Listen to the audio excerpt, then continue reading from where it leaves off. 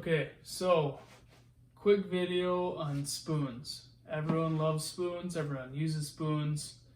When you're out walleye fishing, you're doing a lot of stuff, but a lot of the times you're hole hopping in the house and you put on a spoon. I mean, it's been a fish catcher for years, and it's, probably the primary way that walleye fishermen target walleyes in terms of lures. So today I'm here to tell you that I think you only need 3 spoons in your tackle box to bring home walleyes. Of course, there's other ways to catch them. The simple, hook, line, and sinker is by far the easiest and can work better than jigging. Jigging wraps, ripping wraps, all that stuff is great. But if you're just looking at spoons, I think you only need 3 of them. I hope this video helps you catch more fish. Hopefully it gives you a couple ideas about what you should be using in certain scenarios. And the links are below if you want to check those out. I do get a little bit of commission off of the purchases if you pick up some of the lures that I suggest and recommend, so that'd be greatly appreciated. So these are my top 3 spoons, and I know Nick Linder did a video on this too, explaining his top lures. I'm just going to share my version of that with you. So the first thing that I got for you, there's so many things you can choose from on the market, right? There's endless colors, varieties, options, whatever. But yeah, this is the first thing that I'd recommend you putting your spoons in, is this Clam Spoon Box. It's got a nice styrofoam bottom. You can just stick them in.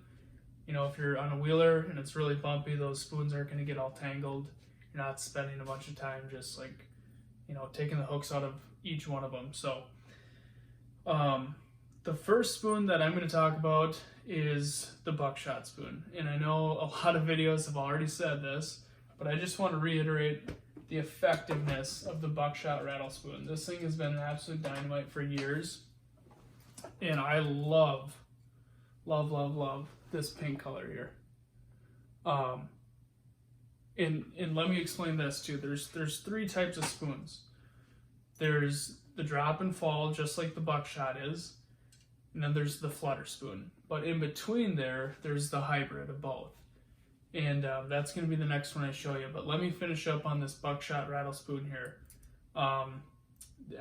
This is going to go up and down primarily. It's not going to go to the side of the hole. You're not going to lose it within your cone transducer. You're always going to be able to see it. Typically, more aggressive fish will target this type of spoon since it's really dropping fast in the water.